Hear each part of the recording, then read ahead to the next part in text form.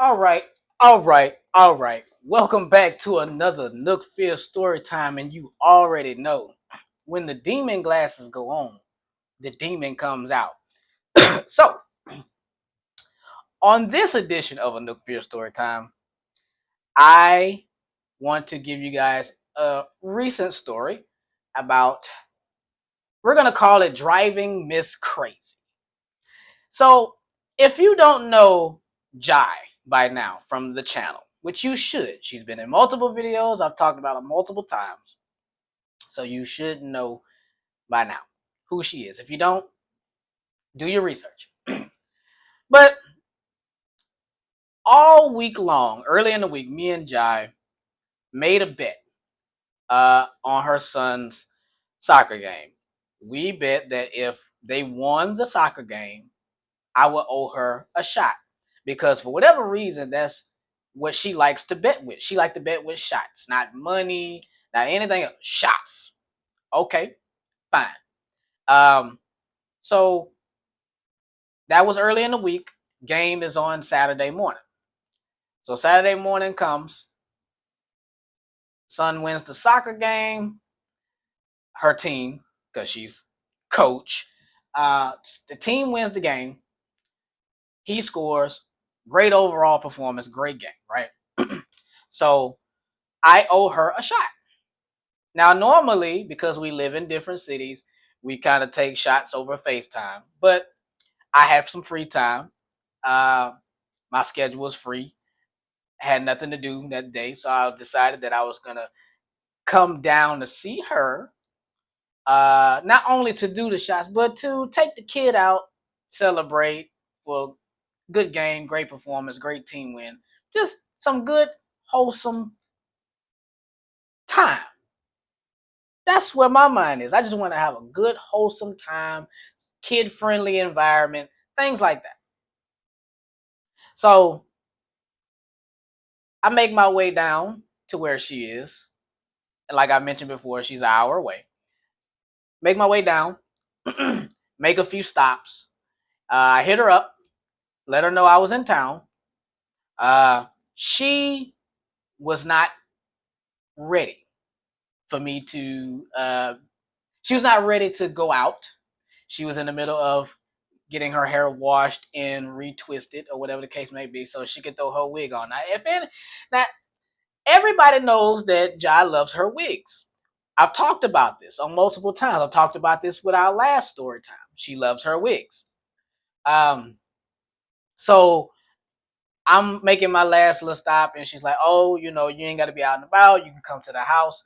Oh, by the way, disclaimer: I always say this: none of this story is exaggerated. It's all 100% complete true for the most part. But anyways, so she hit me up and said, "Hey, you ain't got to be out and about. You can come to the house. I'm in the middle of getting my hair done. Cool." Uh, she says she looks crazy. Now, for me, I am not. I don't care. I love all people. Everybody is beautiful in their own way.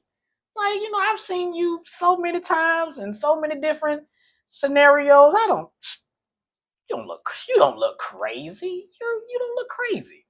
So I pull up to the house. Um, and like I said, Jai loves her wigs. And for full context, when Jai has her wigs on and done, and she's done up, she looks like this. But that is not what I saw when I walked through the door, right? Like I said, she was in the middle of getting her hair retwisted. So it was halfway done, and she was in her natural habitat. So when I walked through her door, I did not see Miss Carrie Baby. When I walked through the door, what I saw was Miss Scary Baby. Damn. But you know what? I didn't say anything about it. I didn't say not a word. I thought she looked wonderful. Mm. So I sat down and I let her get her hair finished, getting done, because she's gonna throw the wig on over it. She's gonna make that transition. You know, she's two different people. Wig on, wig off, but that's okay. She's still the same person on the inside. And that's what we love her for. Um, so as she's getting her hair done, we're with the Lafayette crew, her, Co, Leah, MJ. Um, so it's the crew. The Lafayette crew, as we call it. So none of us has eaten yet. So we all decided we are hungry, we are starving, we are famished. We all decide that we're gonna go grab something to eat.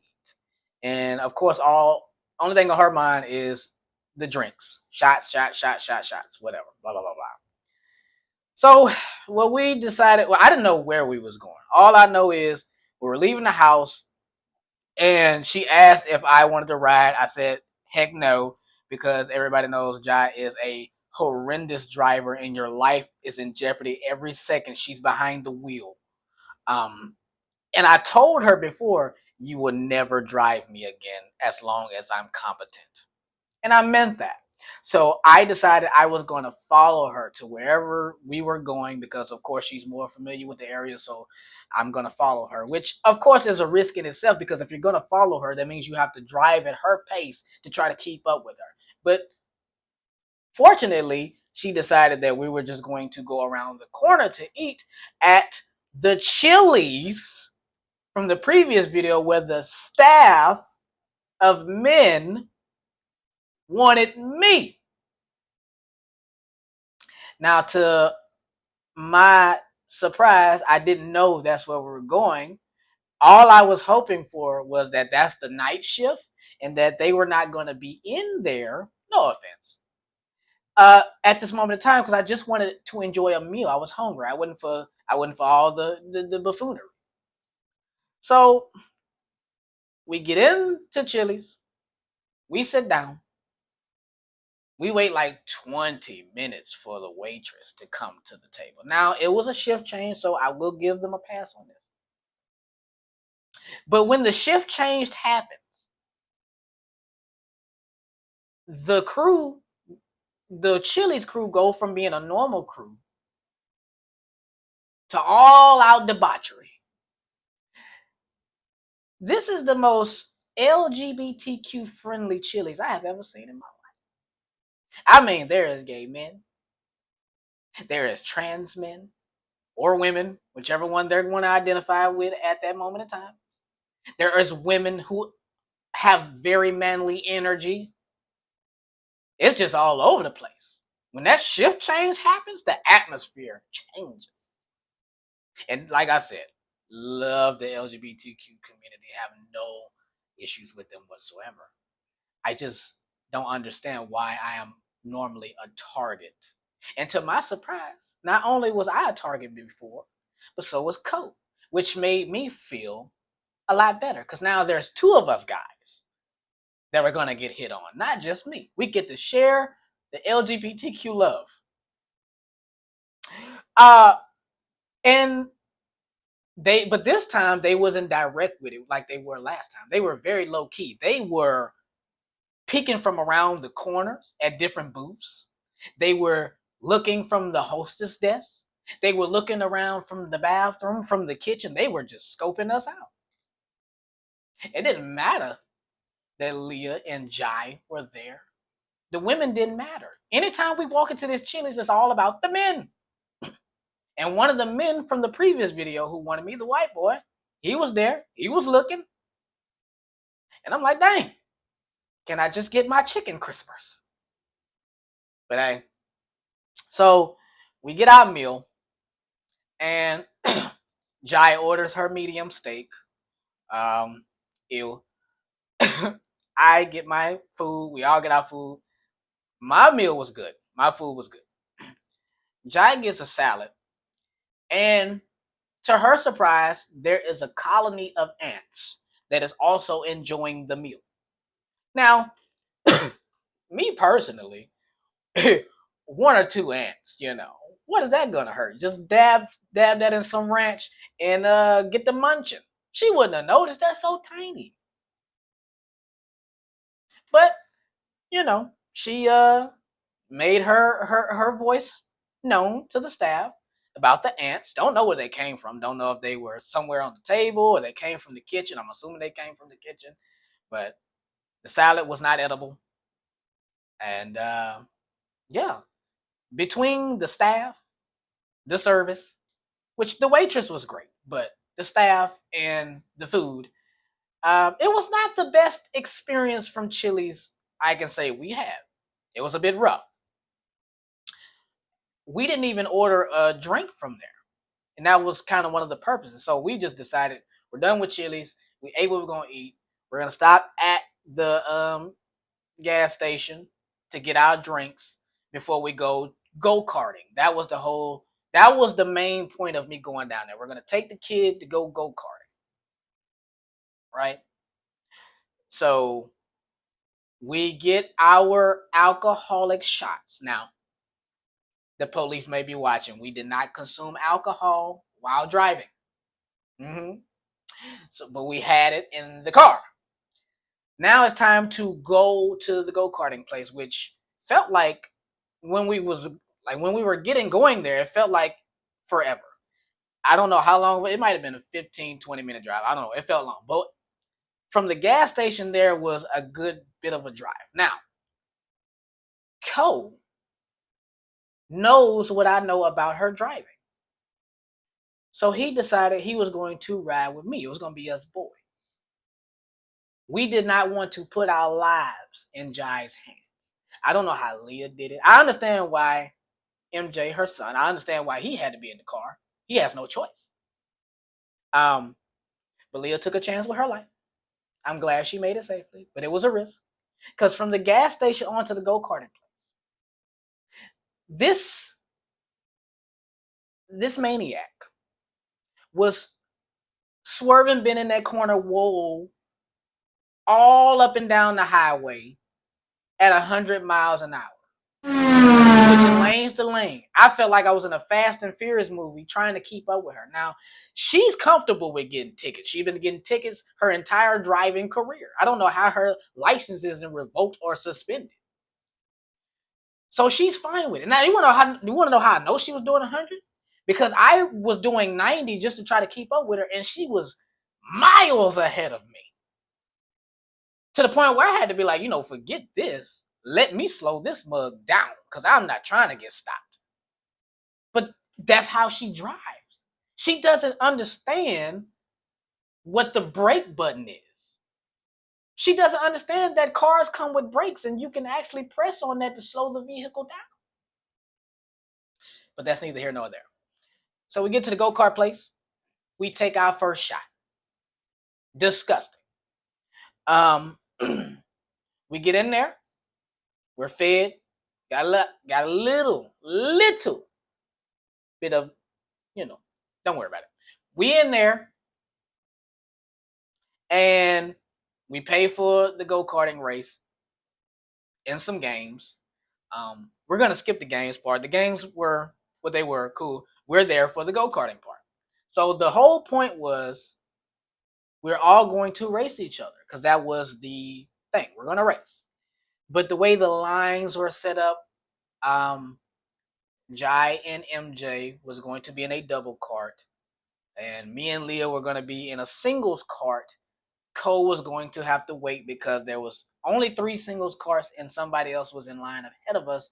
And the lady that was doing the go-karts had such an attitude that we just couldn't get all on the same track at the same time because of the way the line works. So, but the bet is still on, regardless. So we take off, and for whatever reason, Jai happened to have gotten the slow kart. Now, these karts are not created equally. They need to do some maintenance on these karts. These karts are not the same speed. She was in a slow kart. I was in a really fast kart.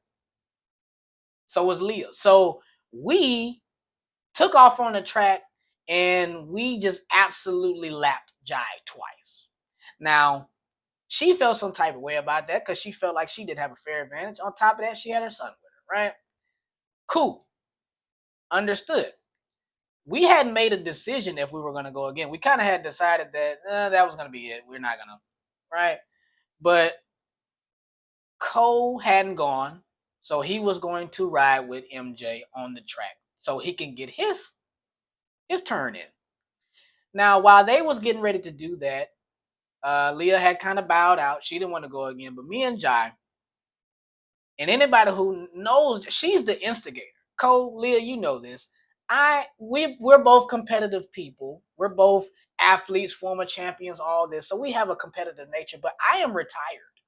I don't. She starts the trash talking. She starts the competition. It's all her. So we off to the side, and we kind of give each other this look. And she's just like, I want to go again. And I'm just like, let's do it. Double or nothing. 2 shots. And she just like, bet. So we run to the counter, pay for another race. We about to get this one-on-one in. I had never lost to Jai in anything in my life. Any kind of competition. Why would I start now? Of course, let's go double or nothing. She's out of beat. So we got back in line, and it was just us two. It looked like it's just going to be us on the track. One-on-one. Mano y mano. Mano y one mano. But at the last second, a man and his son was going to get on the track too in the double carts. Okay, that's going to be an obstacle in my way, but it's still a one-on-one race between me and her in the singles carts. So she's in the cart ahead of me. I'm in a different cart this time. Now, my cart feels a little funny, right? It's a different cart. So but I'm confident. I'm like, it doesn't matter what the cart is. I'm about to go out here and I'm about to lap her again. I'm about to beat her. She gets to take off ahead of me. Now, the way they do this is when you get on the track, they let the cart in front of you go ahead. So the double carts go first. They went first. Then she got to go, and they hold me up for 2 seconds, which gave her a sizable advantage. I finally hit the track, and I press on the gas. And my cart is going nowhere fast. It's like it's slow. And it's a little bit wobbly. Like, I felt like every time I was hitting a corner that the cart was going to roll over. It was going to flip over. And I care about my life, so I kept hitting on the brakes to be able to control the cart to get around the lanes. And because I decided to do that, I was putting myself at a speed disadvantage. But I was thinking about safety first. Now, she took off like a maniac, like a bat out of hell. She is flying around the track like she's an F1 series NASCAR driver. And I just see her just riding in circles. And she's next to the father and his son in the double cart, right? She's trying to pass them because she believes she's in an actual race for a championship, apparently. So one of the corners, they're coming around, they're side by side. She presses her big size 13 foot on the gas and cuts that man and her son completely off to the point where he had to press on the brake to stop, or else he was going to crash into her. Which is, she's a psychopath. You literally almost killed a man and his son, a white man and his son, to prove a point that you can't drive? Now, me, I had the same opportunity. That same father and son was in front of me too. So I had the same opportunity as her to kind of cut them off to get around. But because I'm a sane, decent human being, and it's not worth it, I decided I was going to let that father and his son stay in front of me and make it out of this racetrack alive, because if it's up to her, she's going to kill all of us. So I stayed behind the father and his son. I'm looking at her driving like she's in Mario Kart. Now, Everybody knows that Jai has her wigs on. So she's so far ahead, but we had a moment where we lock eyes on each other. I'm looking at her. She's looking at me. She's smiling and laughing and sniggling and giggling because she knows she's going to win. But at the same time, what's happening in the middle of that is her wig is holding on for dear life. And if her wig decided it had had enough, she was about to go from Carrie Hilson to Felicia from Friday in 2.5 seconds. That wig was fighting for its life. She was going so fast. To the point where if it had fell off on the track, it was really going to be Mario Kart. It was going to be like the banana. We were going to slip on that thing, and death by Jai's wig is not what I had on my obituary. So for the sake of our lives, I'm glad that the wig decided not to commit suicide. But she gonna have to do something different than these wigs. We gonna have to do something. We gonna have to get some hair transplants, some implants. We gonna have to get something done. Because one of these days, these wigs are gonna kill us or herself because they're gonna slide off her head into her nose and suffocate her. Final Destination style. So I took the L, and that's fine. I'm okay with that. We made it out alive. She's happy. She's boasting and all that stuff. You won. Okay, congratulations. We get to the parking lot. I'm a man of my word. She offers me a good deal, though. Instead of taking 2 shots, I get to finish half a little shot bottle of Casamigos. But we all know Casamigos almost killed me the one time that I had it. But I still felt like that was a better deal than 2 shots because I'm not a big drinker like that. So I took the half a bottle of Casamigos and woo! Felt it immediately. Now, like I said, I know the cops are watching. But I was not intoxicated to the point where if they had pulled me over, I was going to fail a breathalyzer. It wasn't enough. So cops, mind your business. But I do realize we have to follow her back home. And she apparently didn't realize that we're no longer on the go-kart racetrack. Once again, she is back on the highway, swerving lane to lane, like we're in a movie. And she has a freaking stunt double, and I'm doing my best to trying to keep up with her. Once again, Cole did not want to ride back with her because he wanted to get home safely. So did we all. But again, she is on the highway like she is on a race car track. And it just got to the point where I said, go ahead. I'll get there when I get there. It's not worth it. I'm not chasing you down.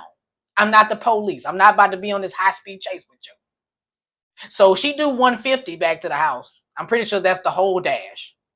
We made it home safely. No drivers were harmed in the making of this story, even though they were on the verge of it. Got there safely. They had other obligations that night. People were coming over. I was ready to get home. So I said my goodbyes, hit the road back.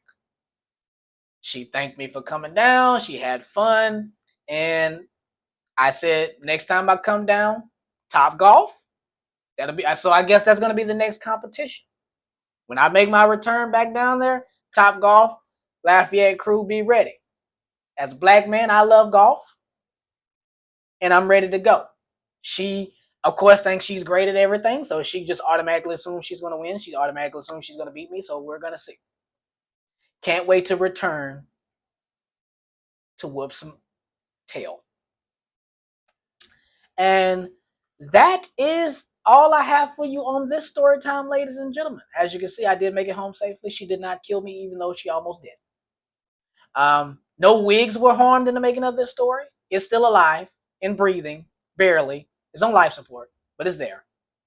And yeah, thank you guys for tuning in to this episode of Nook Fear Story Time, Driving Miss Crazy. And stay tuned for the next story time. I'm out.